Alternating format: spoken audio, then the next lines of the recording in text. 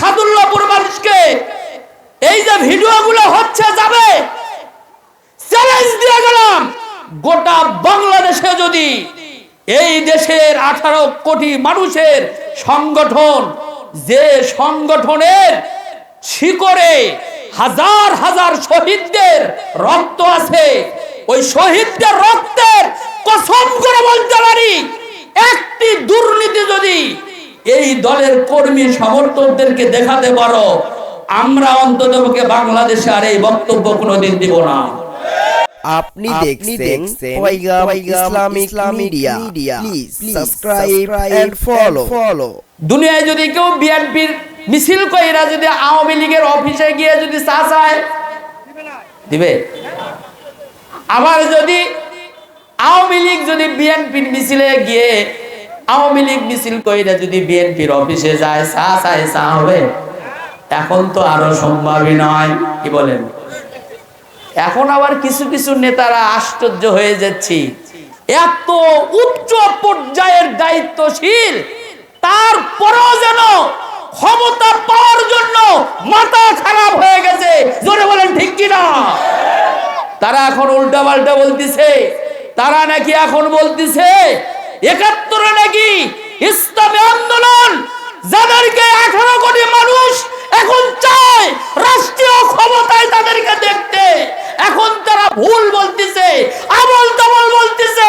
এখন বলতেছে ৭২-এ তাদের এই দেশে ভূমিকা কি ছিল, তারা নাকি চাঁদাবাজ, তারা নাকি ব্যাংক নাকি দখল করেছে। প্রিয় ভাই, সব আবল তাবল কথা বলবেন না। যত ভুল করবেন তত মিনিটে জনসমর্থন কমে যাবে। বলেন ঠিক কিনা? সাবধান হয়ে যান, সাবধান হয়ে যান। এইটা ৭২ সালের স্বাধীনতা নয়, এটা হলো ৫ই আগস্ট ২৪ সালের স্বাধীনতা। এখানে কারো একক, কারো বাপের, কারো স্বামীর আদর্শ দিয়ে এই দেশ ২৪-এ তাদের স্বাধীন হয়নি।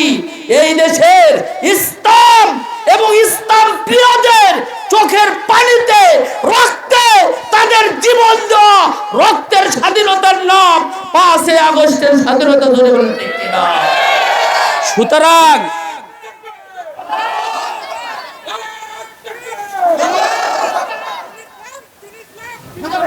প্রিয় ভাই সব, একমাত্র আমরাই গর্ব করে বলতে পারি, এই দেশের মানুষকে সুদ মুক্ত অর্থনীতি ব্যবস্থা চালু আমরাই করেছি এই বাংলাদেশে।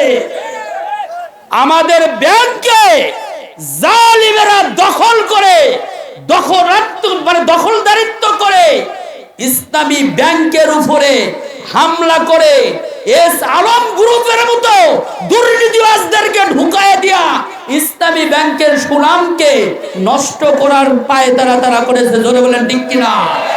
তোমাদেরকে বলি, তোমরা কি করেছো বলো তো দেখি? তোমাদের ব্যাংক কোনটা? তোমরা যারা বলো ইসলাম ব্যাংক তারা দখল করেছে, তোমাদের ব্যাংক কোনটা তোমরা দেখাও। জাতি দেখতে চায় তোমাদের ব্যাংক কোনটা। জোরে বলেন ঠিক কিনা? তোমরা অন্যের মাথায় ব্যাংক মানে বেল ভাঙ্গিয়ে খাওয়ার রাজনীতি করো, রাজনীতি ভুলে যাও। এখন বাংলাদেশের গণজোয়ার সৃষ্টি হয়েছে কোরআনের পক্ষে। জোরে বলতে হবে ঠিক কিনা? তোমাদেরকে বলি, এক আল্লামা সাইদি সাহেবের জনপ্রিয়তাতে বাংলাদেশের সকল অনিসলামিক রাজনীতি বন্যার পানিতে ভেসে গিয়েছে। জোরে বলেন ঠিক কিনা? আমরা প্রমাণ করেছি এই দেশে আমরাই প্রমাণ করেছি। আমাদের 2 জন মন্ত্রী মন্ত্রিত্ব পাওয়ার পরেও একটি টাকা দুর্নীতি করে নাই। জোরে বলতে হবে ঠিক কিনা?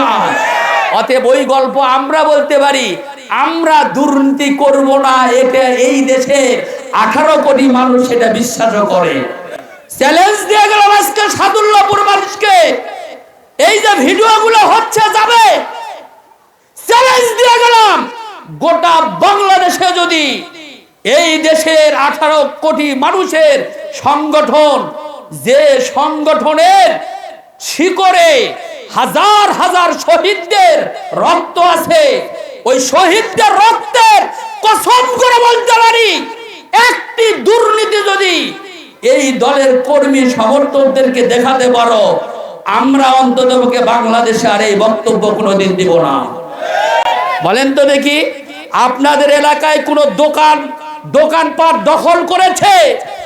দোকান দখল করেছে এরকম একটা নমুনা আমরা দেখাতে পারবেন? যারা বলেন পারবেন। আপনাদের কাছ থেকে চাঁদা নিয়েছে, দেখাতে পারবেন? দেখাতে পারবেন না। সুতরাং আবল তাবল বক্তব্যগুলো বাদ দেন, জাতির খেদমতে আসেন। আগামী দিন সবাই মিলে দেশটাকে সুন্দর করি। আল্লাহ তৌফিক দান করবেন, আমিন। আরো জোরে বলেন আমিন।